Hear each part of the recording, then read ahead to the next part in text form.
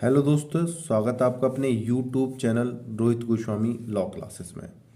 और आज हम बात करेंगे आपके एलएलबी एलएलबी फर्स्ट ईयर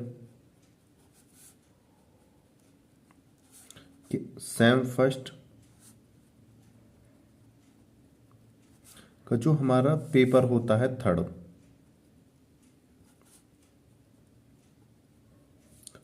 जिसका नाम है टॉर्ट। क्या बोलते हैं? टॉर्ट। हिंदी में बोलते हैं अपकृत्य विधि। अपकृत्य विधि। इसका जो कोड होता है वो हमारा कितना होता है? ये होता है 1003। ये हमारा कोड होता है, ठीक है। 1003 क्या होता है? इसका कोड होता है। और ये है एलएलबी फर्स्ट सेम का थर्ड नंबर का सब्जेक्ट है हमारा, यानी सब्जेक्ट आपकी भाषा में बोल रहा हूँ। वैसे जब हम एलएलबी में आते हैं तो हम इन्हें सब्जेक्ट नहीं बोलते हैं, हम इनको ऑल को क्या बोलते हैं? एक्ट। तो ये हमारा जो एक्ट है टॉट, इसके अब से पहले जो हमारे एलएलबी एग्जाम में जो वेरी वेरी इंपॉर्टेंट जो क्वेश्चन है जो आने वाले हैं, अब से पहले मैं 5 to 6 क्वेश्चन में अब यूट्यूब चैनल पर डाल चुका हूँ, रोहित गोस्वामी लॉ क्लासेस पे। अपने इसी वाले यूट्यूब चैनल पे मैं टॉट की वीडियो डाल चुका हूँ। वहाँ से जाके आप प्लेलिस्ट में जाके टॉट की एक ग्रुप बनी हुई है प्लेलिस्ट में, वहाँ पे आपको टॉट की ये लॉन्ग क्वेश्चन आपको अवेलेबल वहाँ पे हो जाएंगे। आप वहाँ से देखकर अपनी थोड़ी सी तैयारी कर सकते हो। और पहले देखो तैयारी का बेस क्या रहता है। आपको एक बार वीडियो को नॉर्मली लैंग्वेज में सुनना है कि पूरी वीडियो कह के आ रही है, ठीक है। उसके बाद क्या है, फिर उनके आपको नोट्स बनाने हैं। नोट्स बना के फिर आपको उनकी प्रिपरेशन करनी है, फिर राइटिंग सेक्शन पर जाके उन्हें लिख के देखना है। मुझे भी पता है समय बहुत कम है, तो आप नोट्स अगर बना पाओ तो बना लो, नहीं तो वैसे ही आप सुन सुन के इनकी तैयारी कर सकते हो। जहाँ पे आपके कोई इंपॉर्टेंट चीज़ आती है वहाँ पे अपने नोट्स बना के आप तैयार कर सकते हो, ठीक है। और मैं आपको इससे अगली वाली वीडियो में ये बताऊंगा कि आप ऑनलाइन नोट्स कैसे बनाओगे। आपको ऑनलाइन नोट्स बनाने का मैं तरीका भी बताऊंगा, है ना। तो ये अगली वीडियो में करेंगे। पहले हम इन चीज़ों को और चीज़ों को देख लेते हैं। एक चीज़ मैं आपको बताने वाला था कि हर मतलब प्रत्येक सब्जेक्ट की, प्रत्येक एक्ट की अपनी क्या होती है, एक विशेषता होती है, ठीक है। इसमें क्या था कि कॉन्स्टिट्यूशन का हम पेपर दे के जब आते हैं, वहाँ पे कहा जाता है आर्टिकल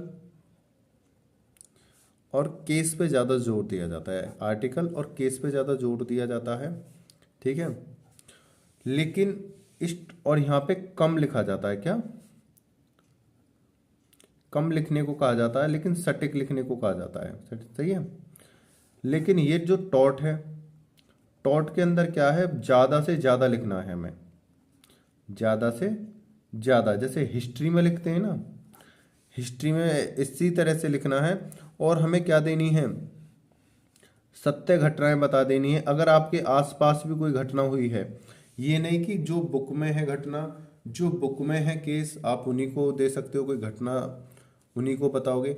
आपके आसपास अगर उससे रिलेटेड कोई घटना हुई है जो अब मैं आपको क्वेश्चन में बताऊंगा, तो आप उस घटना को भी लिख सकते हो, या इसमें अपने और भी सुझाव दे सकते हो, और भी कोई कहानी बना सकते हो अपनी तरफ से। ये ही नहीं है कि या मैं बिल्कुल सेम टू सेम डिक टू डिक। अगर केस आता है तो आपको वही कहानी, वही घटना लिखनी पड़ेगी जो उस केस में है। नहीं तो कहीं एग्जाम्पल उदाहरण के आधार पर आप अपने भी व्यू वहाँ पे, अपने भी मत वहाँ पे रख सकते हो। ये है लॉ टॉट की कहानी, ठीक है। और यहाँ पे ज़्यादा से ज़्यादा लिखना होता है, ठीक है। मैं आपको 7 लॉन्ग क्वेश्चन कराऊंगा केवल। और इसमें जो है ज़्यादा से ज़्यादा जो फोकस दिया जाता है, शॉर्ट और वेरी शॉर्ट में बहुत ज़्यादा कन्फ्यूजन करते हैं ये इस वाले पेपर में।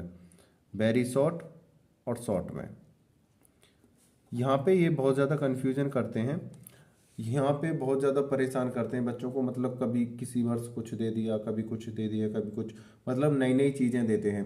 तो इसलिए यहाँ पे लॉन्ग क्वेश्चन ज़्यादा ना होके, यहाँ पे लॉन्ग क्वेश्चन ज़्यादा ना होके शॉर्ट और वेरी को शॉर्ट क्वेश्चन ज़्यादा हो जाते हैं। ठीक है, आपको 7 कराऊंगा।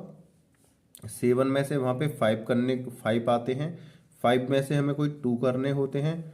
तो अगर मैं आपको यहाँ पे 7 कराऊंगा तो आपके वहाँ पे कम से कम 4 क्वेश्चन आपके लॉन्ग क्वेश्चन आ जाएंगे आराम से।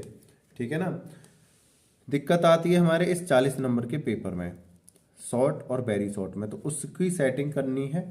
इसकी शॉर्ट की और वेरी शॉर्ट की जो वीडियो हो जाएंगी थोड़ी ज़्यादा, तो ये हमारी 3 से 4 वीडियो शॉर्ट और वेरी शॉर्ट की हो जाएंगी, तो हमें इन पे अच्छे से ध्यान देना है। ठीक है ना। हम चलते हैं अपने क्वेश्चनों पे। और एक बात बता दे रहा हूँ, अगर आपने हमारे यूट्यूब चैनल को लाइक शेयर एंड सब्सक्राइब नहीं किया है तो प्लीज़ भाइयों और बहनों और प्यारे स्टूडेंटों, हमारे चैनल को लाइक शेयर एंड सब्सक्राइब करो और कमेंट करके बताओ कि हमारे वीडियो आपके लिए कितनी कारगर हैं, कितनी सही हैं। और कुछ बच्चे कह रहे थे कि सर माइक का इस्तेमाल करो, तो उनसे बता देना चाहता हूँ कि थोड़ी परेशानी है, माइक अभी मैं परचेज नहीं कर सकता हूँ। जब कभी इस स्थिति में आएंगे तो हम पूरा सेटअप ही बनाएंगे अपना, बोर्ड पे भी आएंगे फिर हम। अभी थोड़ी मनी प्रॉब्लम है, उसी वजह से हम माइक नहीं ले पा रहे हैं, हम बोर्ड पे नहीं आ पा रहे हैं मनी प्रॉब्लम की वजह से ही। और कुछ बच्चे कह रहे थे कि सर बिल्कुल, कुछ तो कह रहे हैं कि सर बिल्कुल नॉर्मल लैंग्वेज में समझा रहे हो आप, बिल्कुल देसी तरीके में समझा रहे हो, इसे थोड़ा बदलो। कुछ कह रहे हैं कि सर आप किताब की लैंग्वेज में बता रहे हो, सर इसे देसी लैंग्वेज में लेके आओ। तो मैं इन कन्फ्यूजन में बहुत ज़्यादा फंसा हुआ हूँ। मैं बात मानूँ तो मानूँ किसकी, मुझे खुद नहीं पता चलता। जब मैं आपको पढ़ाने जाता हूँ ना, मुझे खुद नहीं पता रहता मैं देसी बोल रहा हूँ किताब की बोल रहा हूँ, लेकिन जब उनके जो फैक्ट निकल के आते हैं मैं आपके सामने पेश कर देता हूँ। ठीक है ना। तो आप जो है ना, देखो इससे आसान तो मेरा कोई आसपास कोई तरीका है नहीं। हमारे जो टीचर हमको पढ़ाते थे वो तो भाई हेडिंग्स लिखते थे ऊपर, बस हेडिंग्स लिखते थे, थोड़ा सा समझाते थे, ज़्यादा एक 5 या 10 मिनट का कोई टॉपिक ले लेते थे, घंटा खत्म। सही है, ये होता था हमारे यहाँ पे। ये तो खुद की प्रिपरेशन के द्वारा हमने निकाला है। ठीक है, आप भी प्रिपरेशन करा करो। ज़्यादा वीडियो लंबी ना करते हुए हम अपने क्वेश्चनों पे चलते हैं। ठीक है ना, क्योंकि हमारे पास टाइम कम है और करना बहुत कुछ है। ठीक है ना। और एक बात, इनके जो क्वेश्चन है थोड़े मतलब घुमा फिरा के होते हैं इनके क्वेश्चन टॉट वाले, लेकिन क्वेश्चन होते हैं बड़े बिंदास हैं। लेकिन पूरी लॉ के अंदर अगर आपको पढ़ने में अगर मन लगेगा, आईपीसी को और टॉट को, इन 2 सब्जेक्टों को पढ़ने में आपका बहुत मन लगेगा। ठीक है, इनको पढ़ने में बहुत मन लगता है, टॉट को और आईपीसी को। ठीक है ना, ध्यान रखना, बशर्ते आप इस पे थोड़ा सा ध्यान दें तो। ठीक है ना। अब हमारा जो पहला क्वेश्चन है, क्षति बिना हानि। क्षति बिना हानि, हमारे क्वेश्चन का नाम है क्षति बिना हानि। क्या है? क्षति बिना हानि। हम इसको बड़े ही आराम से, बड़े ही साधारण तरीके से समझते हैं। देखो, क्षति, क्षति बिना हानि। देखो एक बात बता रहा हूँ, बहुत से बच्चे कहते हैं सर कि ये हमें नॉर्मल लैंग्वेज में और इसमें, देखो भाई हमें अपने अपनी लैंग्वेज में इसे ट्रांसलेट करना होता है। मेरा कार्य है समझाना, जब आपकी समझ में आ जाए तो इसे अपनी लैंग्वेज में ट्रांसलेट कर सकते हो। ठीक है। और कल मैं आपको बताऊंगा कि हम नोट्स कैसे तैयार करते हैं। ठीक है, हम अपने नोट्स कैसे रेफर कर मतलब प्रिपेयर करते हैं, कैसे तैयार करते हैं, ये कल की वीडियो में आपको मैं समझा दूंगा। ठीक है ना। इसे समझते हैं। क्षति बिना हानि, क्षति बिना हानि मतलब क्षति तो हो रही है, लेकिन कैसे हो रही है? हानि के बिना। हानि के बिना क्या हुई है हमारी? क्षति। हानि का अर्थ है धन, सुख, स्वास्थ्य। मतलब धन से संबंधित हो, हमारे सुख से संबंधित हो, हमारे स्वास्थ्य से संबंधित हो, आदि किसी भी प्रकार की हानि। मतलब इन तीनों में से किसी भी प्रकार की हानि क्या होती है? हानि का अर्थ है धन, सुख, स्वास्थ्य आदि किसी प्रकार की हानि। हानि का अर्थ ये है। ठीक है। क्षति का अर्थ है किसी व्यक्ति के सामान्य या व्यक्तिगत, यानी उसने कोई कार्य करा अचानक, ठीक है, मैं किसी भी प्रकार का हस्तक्षेप, भले ही यह जाने या अनजाने में किया गया हो क्षति कहलाता है। क्या कहलाता है? क्षति। कोई व्यक्ति है, उसे जाने या अनजाने में उससे कोई गलती हो जाती है या कोई कार्य हो जाता है, लेकिन वह कार्य गलत हो जाता है, तो वह क्या कहलाएगी? क्षति। कौन सी क्षति है वो? क्षति बिना हानि, मतलब वो करना नहीं चाह रहा था लेकिन वो बाई मिस्टेक हो गई। ठीक है ना। आगे हम चलते हैं थोड़ा सा, इसको हल्का सा हम कब समझ पाएंगे? जब ये क्वेश्चन हमारा दोनों क्लियर हो जाएंगे। एक होता है क्षति बिना हानि, एक होता है बिना क्षति हानि बिना क्षति। ठीक है ना। तो इनको हम समझेंगे। ठीक है ना। पहले इनको एक बार रिदम कर लें। आप इस वीडियो को जब दोबारा से देखोगे आपकी समझ में अच्छे तरीके से आ जाएगा। ठीक है ना। आगे चलते हैं। बिना का अर्थ है बगैर। क्या है? बिना का अर्थ है बगैर। देखो, हानि का अर्थ बता दिया है, धन सुख स्वास्थ्य की हानि।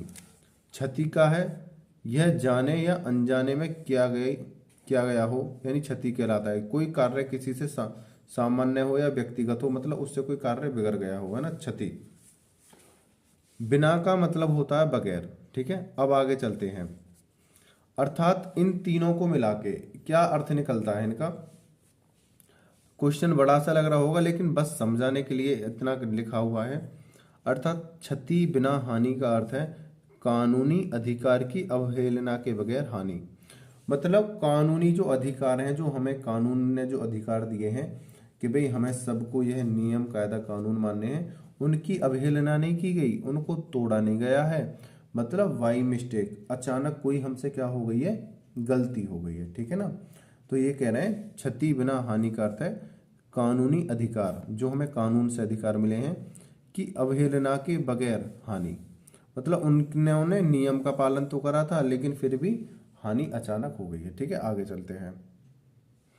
चलते हैं। इस क्वेश्चन को सबसे पहले मैंने इसलिए उठाया है, इन शॉर्ट क्वेश्चनों में ये बड़ा ही टिपिकल क्वेश्चन है। जब आप इसे पढ़ोगे ना, आप थोड़ा कंफ्यूजन से में रहोगे इन क्वेश्चनों को पढ़ने के बाद, और यह क्वेश्चन सबसे ज्यादा पूछे जाने वाले क्वेश्चनों में से एक है। ठीक है ना। आगे चलते हैं। यहाँ पे क्या कह रहा है? कानूनी अधिकार की अवहेलना के बगैर हानि। मतलब कानून तो तोड़ा नहीं है लेकिन उनकी क्या हुई है? हानि हुई है, क्षति हुई है। तो उसके लिए क्या कोई व्यक्ति केस ला सकता है, बात दायर कर सकता है? इस चीज को हम आगे समझेंगे। उसने अधिकार नहीं तोड़े, मतलब कानून नहीं तोड़ा है, हानि हो गई है। ठीक है। इस सूत्र के अनुसार ये क्या था? मतलब सूत्र मतलब इनको समझाया है, इसलिए उन्होंने, मैं यहाँ पे सूत्र लिख दिया है एक्सप्लेन करने के लिए। इस सूत्र के अनुसार वह व्यक्ति जिसका कोई पूर्ण कानूनी अधिकार भंग किया गया है, भले ही उसे इससे कोई रुपये पैसे की हानि नहीं पहुंची हो, फिर भी वह क्षतिपूर्ति के लिए वाद योजित कर सकता है। मतलब कोई कार्य हुआ अचानक में और भले ही उससे कोई रुपये पैसे की हानि ना हुई हो, मतलब उससे कोई घाटा ना हुआ हो, कुछ क्षति नहीं हुई हो, फिर भी वह क्षतिपूर्ति के लिए वाद योजित कर सकता है। मतलब कोई व्यक्ति था, कहीं से निकल के जा रहा था, अचानक उससे कोई गलती से कोई काम जो उसका बिगड़ गया, लेकिन जो काम उसका बिगड़ा है उससे मतलब जिसका काम बिगड़ा है उसके बिगड़ने से उसकी कोई पैसे या धन संपत्ति की कोई हानि नहीं हुई है, लेकिन वह उसके ऊपर क्या ला सकता है? केस कर सकता है, बात कर सकता है। वो किस चीजों में करेगा? देखिए, कानून व्यक्ति के कुछ मूलभूत अधिकारों का उल्लंघन मात्र स्वतः अभियोज्य मानता है। मतलब कोई किसी के कानूनी अधिकारों को उल्लंघन करता है तो वो वाद योज्य हो जाता है ना। ऐसे वादों में वादी को यह सिद्ध करना होता है कि उसके कानूनी अधिकार उल्लंघन किया गया है और यह महत्वहीन है कि उसे कोई वास्तविक या आर्थिक हानि हुई है या नहीं। एग्जाम्पल, अनाधिकार प्रवेश, मतलब कोई किसी के घर में, जमीन में अनाधिकार प्रवेश करता है, मानहानि होती है, शारीरिक सुरक्षा में कोई कमी आती है, व्यक्तिगत स्वतंत्रता आदि। ये एक ऐसे हैं, इनसे किसी को किसी पैसे धेले की तो हानि होती नहीं है। भाई अनाधिकार प्रवेश यानी आपने कहीं ये बोर्ड लगा रखा था, इस प्लॉट में जाना अनिवार्य, आप इस प्लॉट में ना जाइए, ये इस खेत में मत जाइए, इस रास्ते पर मत जाइए, लेकिन फिर भी कुछ लोग वहां पे चले जाते हैं। मानहानि, आप किसी का अपमान करते हो, अपमान करते में किसी के धन पैसे की तो हानि होती नहीं है, कोई सामान की तो क्षति होती नहीं है, फिर भी क्या हुई है, हानि हुई है उसे, किसकी, मान सम्मान की। शारीरिक सुरक्षा, अगर कोई आपको 2 बॉडीगार्ड दे दे कि जाओ जी बॉडीगार्ड हमने तुम्हें नियुक्त कर दिया, लेकिन बॉडीगार्ड जो है मौज मस्ती कर रहे हैं, कहीं पर चाय पानी पी रहे हैं, और जो व्यक्ति के लिए बॉडीगार्ड छोड़े वो व्यक्ति देख रहा है कि मेरे बॉडीगार्ड कहाँ है, तो वह उसकी हानि तो हुई है लेकिन धन की नहीं हुई है ना। तो यहाँ पे ये क्षति हमें दिखेगी नहीं कि भाई हुई कहाँ है क्षति, क्षति तो दिखाओ। हम इसे प्रूफ नहीं कर सकते इस वाली क्षति को। इसे कहते हैं व्यक्तिगत स्वतंत्रता, किसी की व्यक्तिगत स्वतंत्रता को छीना गया हो। अगर कोई व्यक्ति किसी रास्ते पर जाना चाहता है, ऐसे 2 रास्ते हैं, यहाँ से ये रास्ता कट रहा है, यहाँ पे कुछ लोग खड़े हैं, उसने वो जाना चाहता था इस रास्ते पे, इन लोगों ने उसे नहीं जाने दिया, तो यहाँ पे इसकी क्षति तो हुई है, लेकिन ये वाली जो क्षति हुई है पैसे वाली नहीं है, ठीक है। सुख की स्वास्थ्य की ये सब क्या है, क्षति हैं। तो इसमें इसका क्या हुआ है, इसका जो जाने का जो अधिकार था, यहाँ से निकलने का जो कानूनी अधिकार था, सरकारी सड़क पे इन्होंने रोका है, तो यहाँ पे क्या हुई है कि हानि हुई है, ठीक है। किसकी, इसके अधिकारों का हनन हुआ है, ठीक है। इन सिद्धांतों की पुष्टि निम्नलिखित बातों से होती है।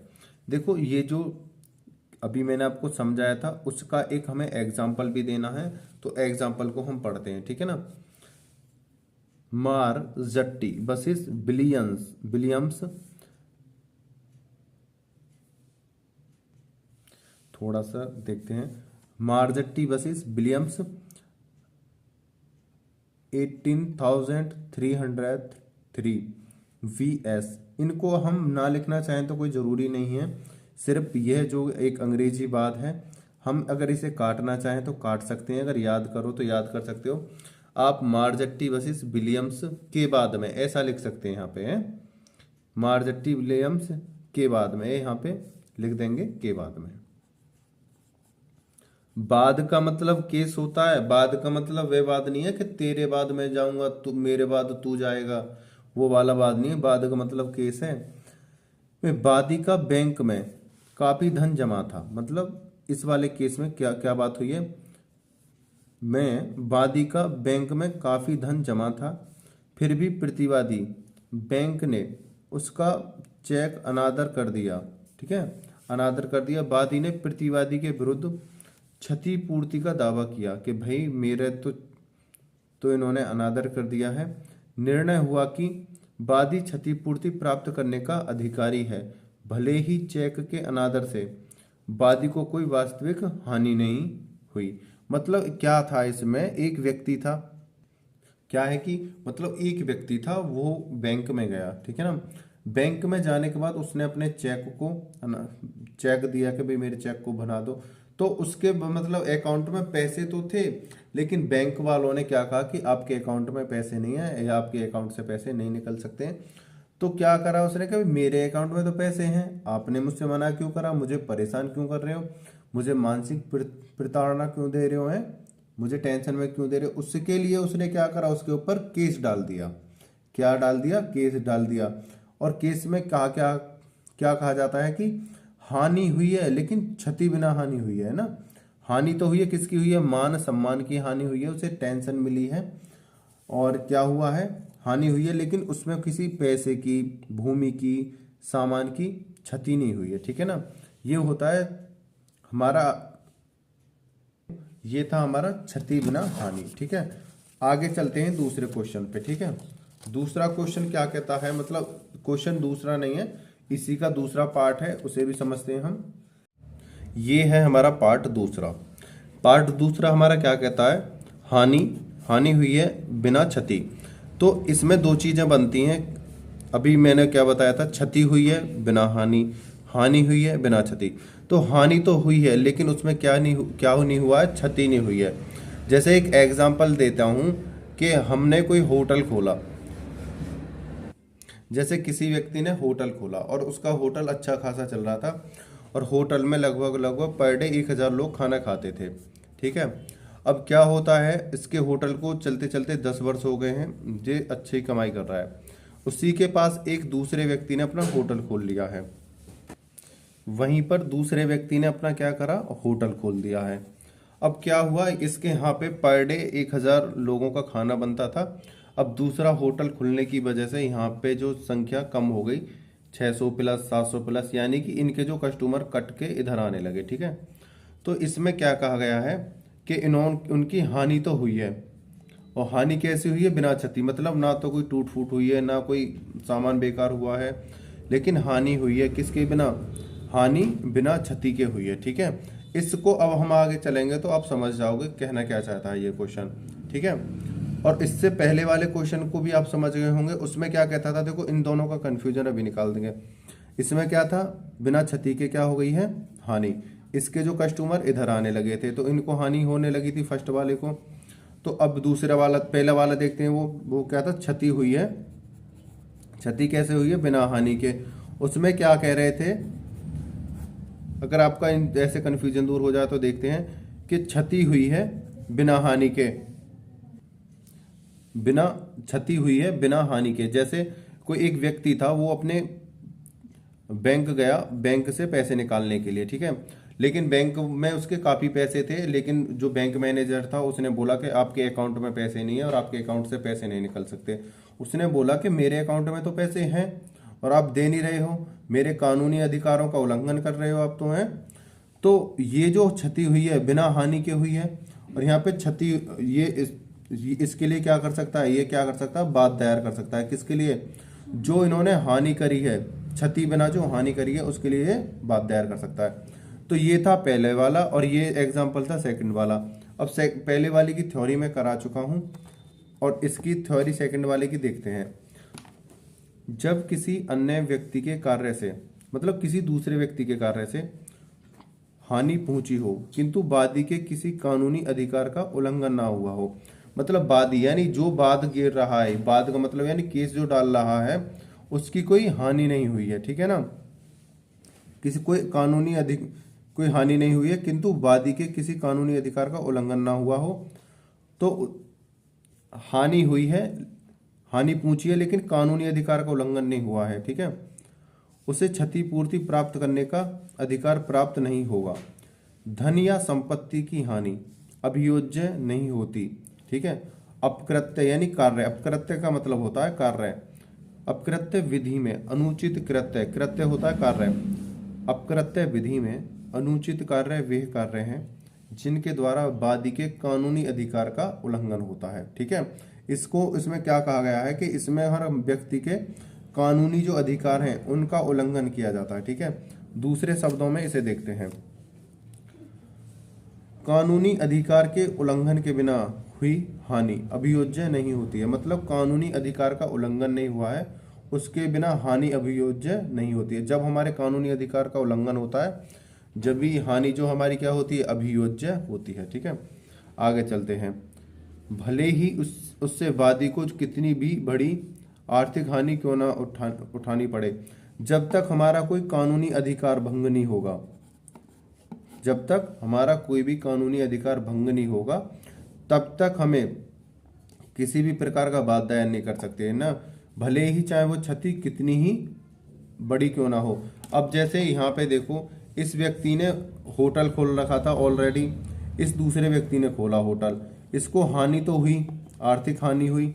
ठीक है, लेकिन इसने इसके कोई जाके घर में डाका थोड़ी डाला है, कुछ पैसे की चोरी थोड़ी करी है, ये तो अपना अपना व्यवहार था, उस पर कस्टमर आए चाहे इस पे ज्यादा आए। ठीक है, आगे एक एग्जाम्पल और देखते हैं। इस सिद्धांत की पुष्टि निम्नलिखित बातों द्वारा की जा सकती है। निम्नलिखित बात द्वारा इसकी पुष्टि की जा सकती है, समझते हैं। ग्लूसेस्टर ग्रामर स्कूल केस 1410 में बच्चों की एक पुरानी पाठशाला के अधिकांश बच्चे नई पाठशाला में दाखिल हो गए। मतलब पाठशाला का मतलब है एक पुराने स्कूल के बच्चे नए स्कूल में जाके दाखिला ले लिया।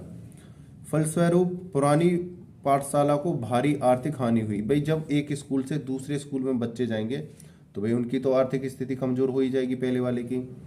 तो निर्णय हुआ कि स्वस्थ व्यापारिक प्रतियोगिता द्वारा विपक्षी को भले ही भारी हानि क्यों न उठानी पड़ी हो, परंतु वह वाद योजित करके क्षतिपूर्ति प्राप्त करने का हकदार नहीं है। क्योंकि प्रतिवादी को स्कूल खोलने का सामान्य अधिकार प्राप्त था। इसमें क्या कहा गया है कि भाई हानि तो हुई है, लेकिन हानि उसने किसी क्षति द्वारा थोड़ी करी है।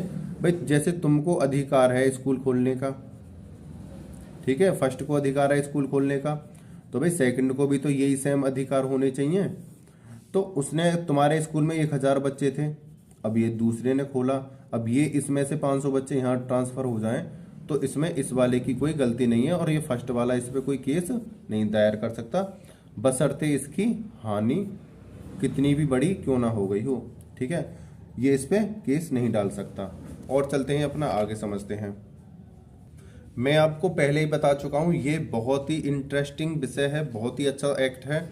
इसमें ज़्यादा से ज़्यादा लिखना है आपको, ज़्यादा से ज़्यादा लिखना है आपको, जितना आप इसमें ज़्यादा लिखोगे इतना अच्छा रहेगा। और इसमें केस की तो आप मात्रा इतनी बढ़ा दीजिएगा बहुत ज़्यादा, क्योंकि इसमें बातें हैं, कहानियाँ हैं, क्या हैं, एक स्टोरीज बेस पे कहानियाँ हैं, ठीक है। एक केस और देखते हैं इसमें। चैसमोर वर्सेस रिचार्ड 1859 में वादी एक जलधारा के पानी का प्रयोग अपने मील के लिए 60 वर्षों से कर रहा था। मतलब एक व्यक्ति था, उसने एक मील बना रखी थी, वो अपनी मील में 60 वर्षों से पानी का प्रयोग कर रहा था। प्रतिवादी ने अपनी भूमि पर, मतलब एक व्यक्ति था, प्रथम व्यक्ति ने, वादी होता है और एक प्रतिवादी होता है। ये वाला जो केस करता है, केस करता, और ये प्रतिवादी जिस पर होता है।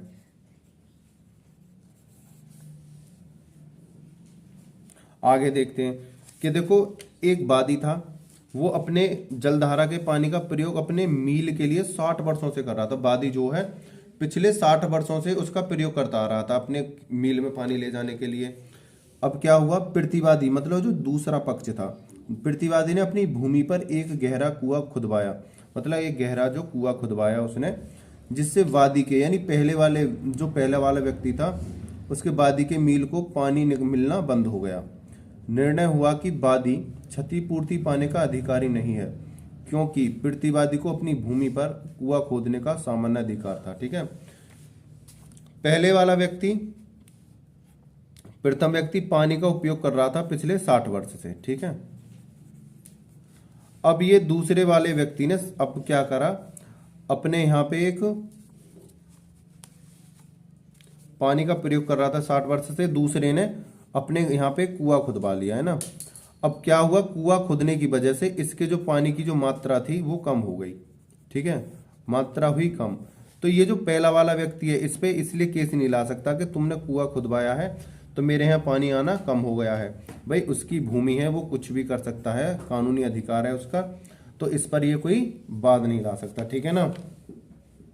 अब आ जाता है हानि का हट जाना, हानि या हट जाना, यहाँ पे या कर लेना, ये हानि या हट जाना। देखो एक बात बताए दे रहा हूं, ये तुम्हारे 10 नंबर में भी आ सकता है, 20 नंबर में भी आ सकता है। ये बूझ ले, हानि या हट जाना बताइए। और ये हानि या हट जाना मैं इसलिए लेके आया हूं इस वाले टॉपिक में, क्योंकि क्षति बिना हानि और हानि बिना क्षति, और हानि और हट जाने में बच्चे कंफ्यूज हो जाते हैं, ठीक है ना। इसलिए इनकी मैंने एक अलग वीडियो बना के डाल दी है 3-4 क्वेश्चनों की, और ये मैं जो लिख के भेज दूंगा ये कौन कौन से क्वेश्चन है, अब सेट करा दूंगा ना। आगे देखते हैं, हानि या हट जाना। हानि क्या होती है और हट जाना क्या होता है। हानि से तात्पर्य किसी व्यक्ति को उसके कानूनी अधिकारों के उल्लंघन के फलस्वरूप पहुंची आर्थिक सुख सुविधा व नौकरी आदि की हानि से है। मतलब जब किसी व्यक्ति को हानि पहुंचती है, हानि का मतलब ये नहीं है कि उसकी आर्थिक हो, एक तो आर्थिक हो सकती है हानि, सुख सुविधा की हानि हो सकती है, भाई सुख सुविधा उसे पहले अच्छे मिल रहे थे अब कम हो गए तो हानि हो गई। तीसरा, अब तीसरा कौन सा है हमारा, देखो सुविधा, सुख सुविधा है ना। अब इसके लिए कोई व्यक्ति बाद नहीं ला सकता है क्योंकि उसके सुख सुविधा के लिए हुई है। अब हट जाने की बात करते हैं, हट जाना होता क्या है, हट जाने को एक बार देख लेते हैं। हानि की पूर्ति जो न्यायालय वादी को प्रतिवादी से प्रतिकर के रूप में दिलवाता है। अब एक बात बताओ, यहाँ पे हानि हो रही है, किस किस की हानि हो सकती है? आर्थिक यानी धन से हो सकती है। सुख सुविधाएं भंग हो रही हैं, सुविधा भंग हो रही हैं, ठीक है। अभी सॉरी मैंने एक बात बोल दी थी कि हम बाद नहीं ला सकते, वो थोड़ा बाई मिस्टेक निकल गया है।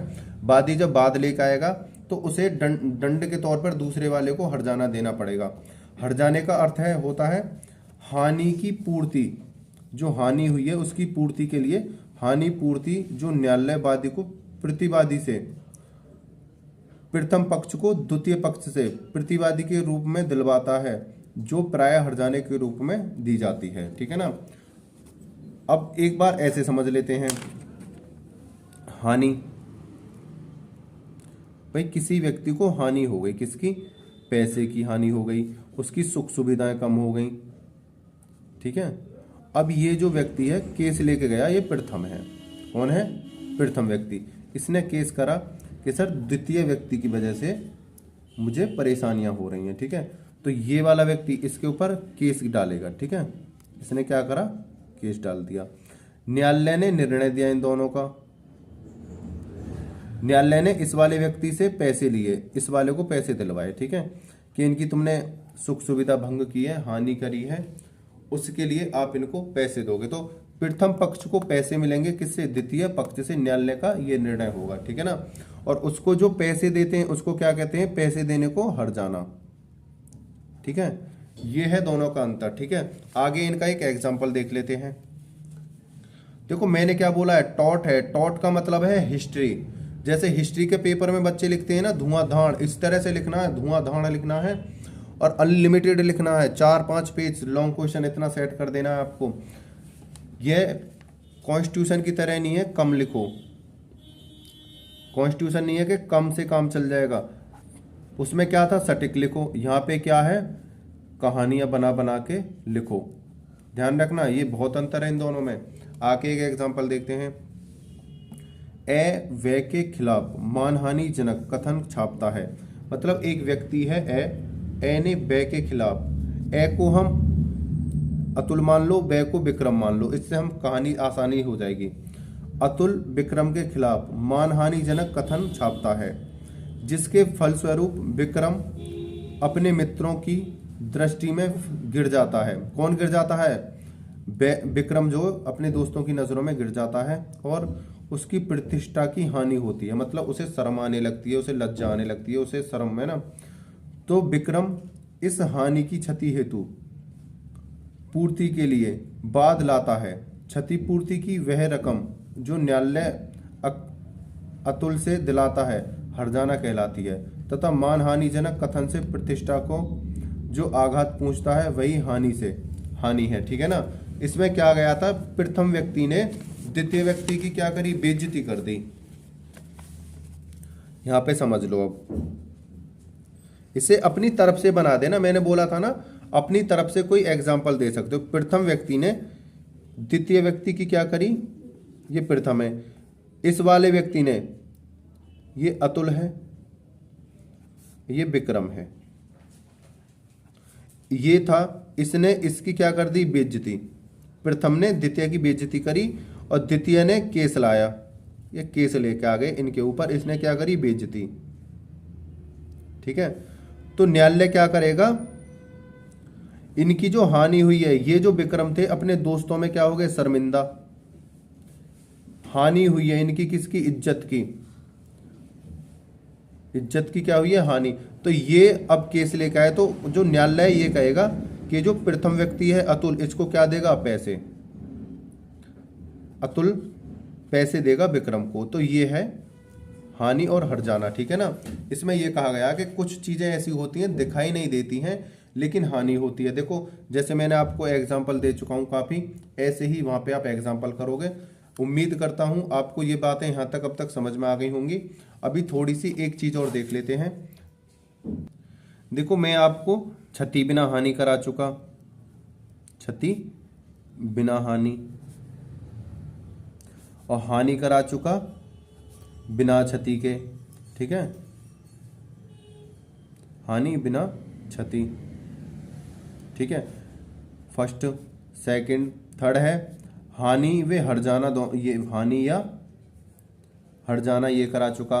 अब जो फोर्थ नंबर का है, देखो ये अलग अलग भी आ सकते हैं आपके, ये 10 या 20 में भी आ सकता है, ये 10 या 20 में आ सकता है, 10 या 20 में ये भी आ सकता है, और जो अब कराने जा रहा हूं ये भी 10 या 20 में आ सकता है। क्षति बिना हानि या हानि बिना क्षति, इनमें अंतर क्या बताना है, अंतर। ये अंतर भी बूझ लेता है ना, तो ये भी कितने में आ सकता है, 10 या 20 में। देखो इन चारों क्वेश्चनों को मेरा एक वीडियो में लाने का सिर्फ प्रयास यही था कि आपके जो कंफ्यूजन है सभी एक वीडियो में आ जाए। क्या होता, कभी ये बीच कभी कोई सा क्वेश्चन उठ के आता, कभी कोई सा क्वेश्चन उठ के आता, कभी कोई सा, ये किताब में जाएंगे, गाइड में जाएंगे, हम ये अलग अलग दे रखे हैं। क्या दे रखे हैं, अलग अलग। मैंने इन चारों को एक ही पीडीएफ से मैं बना दिया है, ऐसे है ना, तो आपको आसानी होगी समझने में, ठीक है ना। अब इनके जो आगे देखते हैं अंतरों को। ये 4 क्वेश्चन है, first, second, third, fourth. Fourth वाले में अंतर समझते हैं।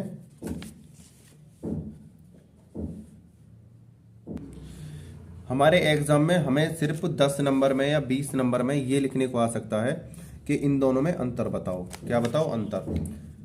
क्षति बिना हानि तथा हानि बिना क्षति में क्या बताना है, अंतर बताना। वेरी वेरी इंपॉर्टेंट क्वेश्चन है। क्षति बिना हानि में क्या होता है और हानि बिना क्षति में। देखो इसमें जो है, इसमें व्यक्ति के कानूनी अधिकारों का उल्लंघन होता है। किसके अधिकारों का होता है, कानून, जो कानून द्वारा जो अधिकार बनाए गए हैं उनका क्या होता है बेटा, इसमें उल्लंघन होता है, ठीक है। और इस वाले में दूसरे में क्या हो रहा है, बिना कानूनी अधिकार उल्लंघन के क्षति होती है। यहाँ पे तो कानूनी अधिकार क्या होते हैं, उल्लंघन। जैसे बैंक वाला बताया था मैंने, बैंक में उसके पैसे थे, लेकिन जब वो पैसे निकालने गया बैंक मैनेजर ने उससे मना कर दिया, जो स्टाफ थे, कि तुम्हारे अकाउंट से पैसे नहीं निकल सकते हैं, उसमें पैसे नहीं है, तो उसके कानूनी अधिकार का उल्लंघन हुआ है। यहाँ पे बिना कानूनी अधिकार उल्लंघन के क्षति होती है। जैसे एक स्कूल पहले से था, हमने दूसरा स्कूल खोला, तो पहले वाले स्कूल में क्या हो गई, हानि हो गई। तो पहला तो ये कर सकते हैं, ठीक है। दूसरा, ये अधिकार अभियोज्य होते हैं। क्या होते हैं, अभियोज्य, मतलब हम इनमें बाद ला सकते हैं, ठीक है। ये अधिकार अभियोज्य नहीं होते, हम इनमें बाद नहीं ला सकते, यानी केस नहीं डाल सकते, ठीक है बेटा। आगे चलते हैं।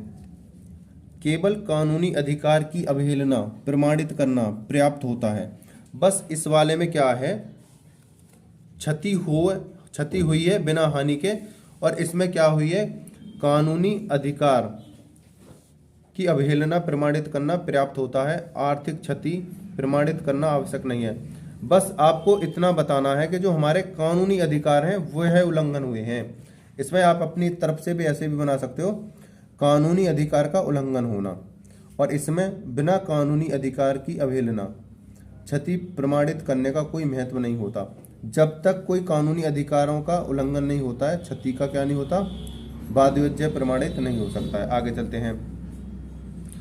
इसमें कानूनी दोष होता है, इसलिए अपकृत्य के बाद का कानूनी उपाय भी है।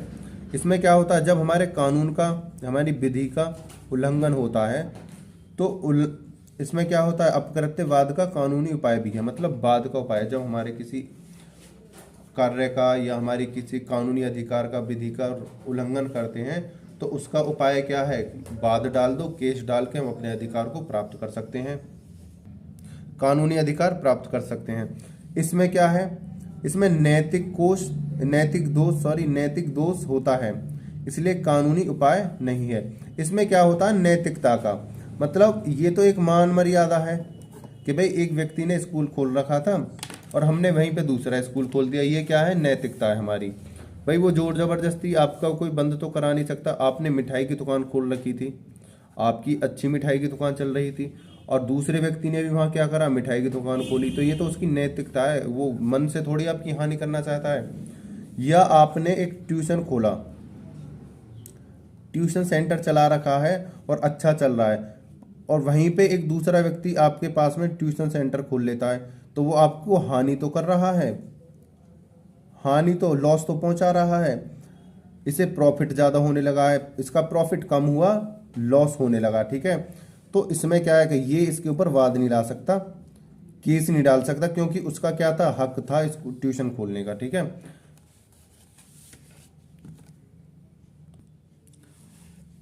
अब इसको देखो, ये जो एक बात ध्यान रखना, ये जो क्वेश्चन है इस नाम से ज्यादा आ जाता है। इंजूरिया का संबंध विधिक अधिकारों से है। किसका? इंजूरिया। इंजूरिया का मतलब विधिक अधिकार। इसमें इंजूरिया का जो नाम लिया है, इंजूरिया में मतलब हमारे कानूनों का क्या हो? उल्लंघन। कानून या विधि का क्या होना चाहिए? उल्लंघन। ठीक है। और ये क्या है हमारा? Damnum, injurious damnum. डैमनम में क्या होना चाहिए हमारा? मतलब हमारे नैतिकता या कोई कंपटीशन, मान लो हमारे कोई होड़ होनी चाहिए, होड़ या नैतिकता का क्या होना चाहिए? हानि होनी चाहिए। इसमें ऐसी कोई बात नहीं है कि इसमें हमें हर जाना नहीं मिलता है, हर जाना नहीं मिलता। ठीक है। और इस वाले में क्या मिलता है? प्रथम में हर जाना। यहाँ पे मैं लिख दूंगा। ठीक है। तो ये जो हमारा क्वेश्चन है, क्षति बिना हानि और हानि बिना क्षति, ये कभी कभार इस नाम से आ जाता है इंजूरिया, और ये आ जाता है डैमनम। तो इस बात को नोट कर लेना, ये इंजूरिया नाम से भी आ सकता है और ये डैमनम नाम से भी आ सकता है। इसमें बाद लाके पैसे मिल सकते हैं। ठीक है। राइट का मतलब मिल सकते हैं। इसमें पहले तो बाद ही नहीं डलेगा।